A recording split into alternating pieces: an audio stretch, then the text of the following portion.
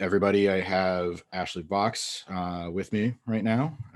You've seen her in recent months on AEW TV, Impact Wrestling TV. You will be able to catch her on Limitless Double Vision, airs March 19th on IWTV. Ashley, how you doing tonight? I'm doing great. How are you, Bill? Thank you for being flexible with me, by the way. It's like a little late right now, but I'm glad we were this It's work. early. It's early, so I just told my kids, I was like, hey, you know what? I have one more thing to do, and they're like, okay. I didn't tell them I was talking to a wrestler. They'll probably run in if they know that. It's awesome. So as I mentioned, Limitless Double Vision is coming up on March 19th. Yeah. You're facing Becca, who she's not basic anymore. She's actually the leader, the face of the Scrunchie squad, and she's trying to get you to join the Scrunchie squad.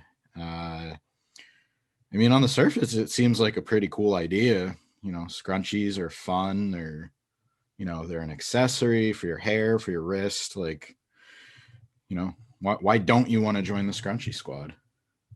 Well, I love Becca. I think she's adorable, very precious, but I'm more of a hair tie kind of girl, and I just don't think scrunchies belong in the ring. And she keeps trying to make me join into this like scrunchy squad, but I feel like there's no one in the scrunchy squad. And then today she posted a photo like trying to like hunt down mermaids to join the scrunchy squad. So I think it's all in her head. Yeah. I did see that photo. I was wondering if there was any more context, and she said she's now recruiting mermaids. Yeah. But, I don't know I don't know how much mermaids use scrunchies either. So exactly. But one other thing that you are looking to achieve is trying to prove yourself in Limitless Wrestling. Yeah. The Limitless world title has been held by MJF, Anthony Green, Christian Casanova. All three of them have gone on. The MJF in his case is with AEW, and then the other two have been signed to WWE now. So what would it mean to you, like, not only to win a championship like that, but do you feel like that is sort of a stepping stone? Like, are you still trying to, like, is WWE a goal? Like an ultimate goal, I should say, because we've seen you on 2 national promotions in the past few months. So is that something that, you aspire to be like? Yeah. Isn't it crazy that everyone who's held the title has left? So it's getting pretty lonely right now. But my goal for Limitless has always been like the main title, but with my sister, like Sea Stars, trying to form a tag team at Limitless. I think my goal is to kind of go with that and hope that we can get some tag titles for Limitless Wrestling and get more tag teams involved too. As far as like WWE, I wouldn't say that's like my goal. I work at a brewery in Massachusetts named Trillium, and I'm really happy being there. Promote the shirt. Yeah. And so I'm really happy being there. I don't want to move to Florida, and I'm just happy where I'm at. And if I get signed, I would hope that it would be with AEW because I just love the environment there. Yeah, I mean, it also opens up, the ability to travel. But as somebody who did live in Florida for a little bit, I moved back. Like outside of Disney, like I do not miss it. Right? So Nothing. I'll tell you right there. Like you have my vote. Stay put. I will. I'm back in Pennsylvania and I love it. So you did just mention 2 things I want to touch on. First, I don't know why I never caught this, but the name the Sea Stars. like sisters. I Yeah, never put that together until I was like, oh.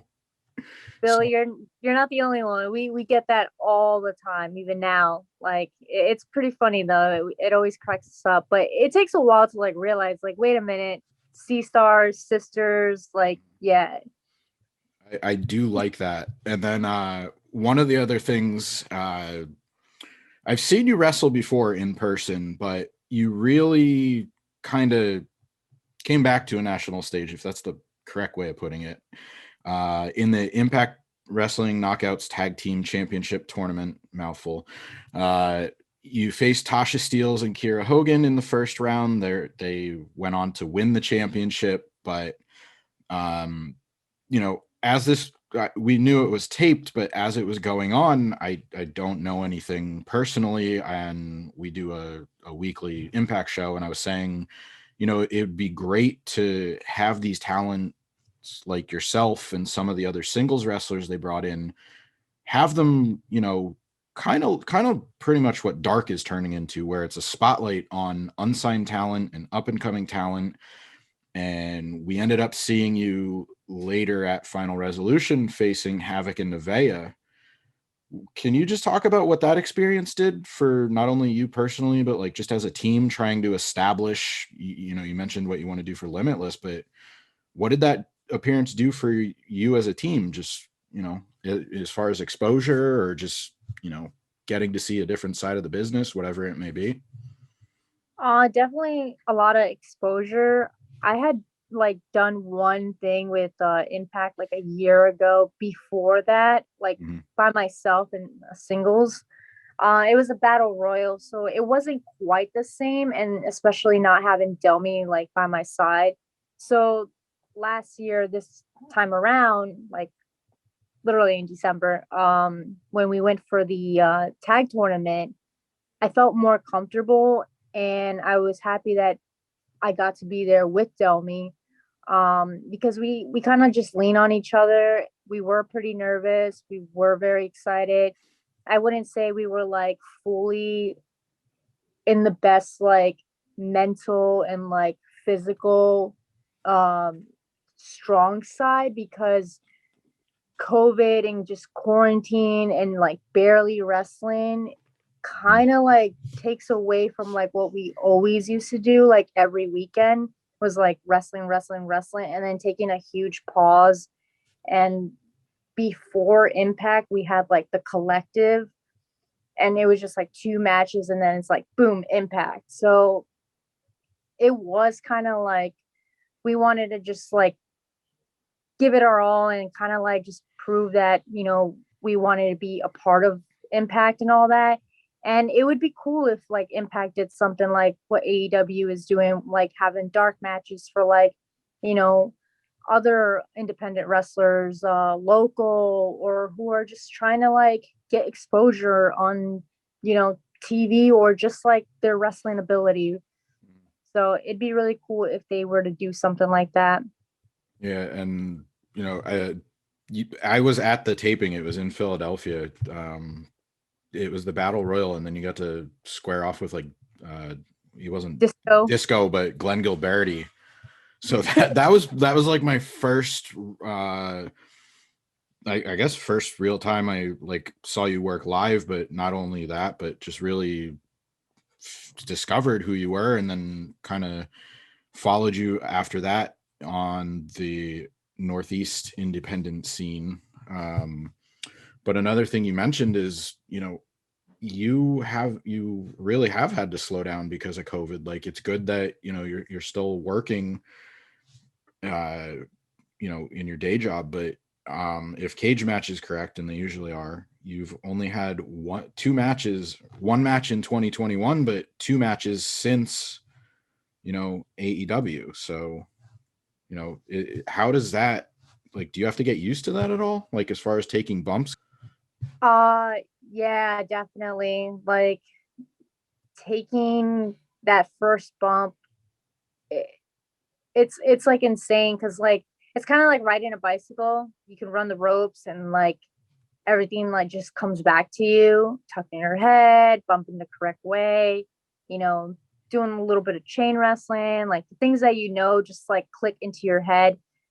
But hitting that ring and hitting that mat, and you like it's been like 3 weeks or even like 2 months, it's a whole new thing. It's like a wake up call. It's just like, oh, my body has to go through this again. It's like something you're not used to. So a lot of time off from wrestling isn't exactly bad, and it isn't exactly good. I've taken the time to just like kind of like step back with wrestling and just figure out like what me and Delmy can improve on and what we can work on in the meantime before wrestling gets back and kicks back into like full gear.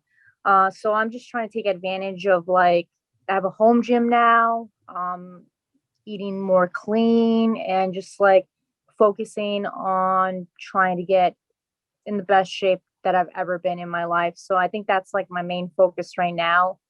I want to look like $1,000,000, Mhm. get shredded. There you go. No, you know, I keep feeling like I say it to no matter who I talk to, but everybody's going through the same thing right now. But if you're finding a positive way to, my kids are doing a run in, told you. If you're finding a positive outlet for, whatever's going on, and it's like artistically or physically, like whatever it is, like it's a good thing to see. So if you come back shredded, great. If you come back and you're in the right mindset, that's great. Yeah. One thing I did want to talk about, we mentioned it briefly a few times, was you did work for AEW. The match was against Thunder Rosa, who is probably one of the most popular names going right now, if not the most popular. And that aired a little over a month ago, almost 2 months ago. What was it like working with her, like on that stage? When I found out, literally day of, I was so happy. I couldn't believe it. I was like, I feel so lucky that I'm able to, not only work with like someone that I know, but like a friend. Um, she's so easy to talk to and we just get along. So I felt, yeah, I'm still happy with that match. And I'm glad my first match with AEW was with her because she's an awesome person. She's doing a lot of good things right now. Yeah, and if some people may not follow every company, but it's not the first time you worked with her. I know you did maybe once or twice in NWA, but those Yeah. matches are, they're geared a certain way where it's studio atmosphere, and they're very quick matches in a short amount of time. And the dark match got a little bit more time to breathe. So were there any obvious differences in working with her on dark compared to the NWA shows? I feel like at the AEW match, I definitely had just so much more time. Like you said, it didn't feel rushed. And I feel like at NWA was always just like rushed. And it was kind of unfair, and it reminded me kind of like back in the days when the girls had like the divas matches. They were always like, you look away and it's like, oh, pin already, match is over. It's like 3 minutes long and it's like, what. Yeah. So I felt comfortable. I had more time and just like think in the ring. It wasn't like go go go out of the ring. So it was way better, more comfortable. I usually close with this. It started as a pandemic playlist, with now it's a watch list. I like to ask people if they have any match recommendations, and you have quite a bit of content that people can go check out on YouTube from Limitless. The dark match is up there. I believe the Impact stuff, if it's not on YouTube, is on Impact Plus. So if fans are starting, returning fans, new fans, if you want to direct them towards a match that you want them to see before Double Vision on March 19th, is there one match in particular, whether it's singles or tag, that really personifies who you try to be as a wrestler? I would tell them my last match before the pandemic, which was last year around this time at Limitless against me and Daniel Garcia. Um, that was literally my last match before the pandemic. And I think at that, in that match that day, I just had the amount of like just wrestling every weekend. I felt like that day was prepping me for Mania week and everything else that was coming along. So I would highly recommend that match because it was an Ashley that was ready. And not saying that I'm not ready now, but you're going to see a whole new Ashley. But that is the last Ashley that I feel like just felt so ready. Well, you are ready for competition. You're not ready to join the Scrunchie squad. We'll I'm say ready to that. Scrunchie part. uh, if you guys want to check out more from Ashley, as I just mentioned, there's a ton of content on YouTube. The match against Daniel Garcia is actually up on Limitless's channel. Next time we'll get to see you is March 19th. Double Vision airs on IWTV. Ashley Vox, thank you very much for your time tonight. Thank you so much, Bill.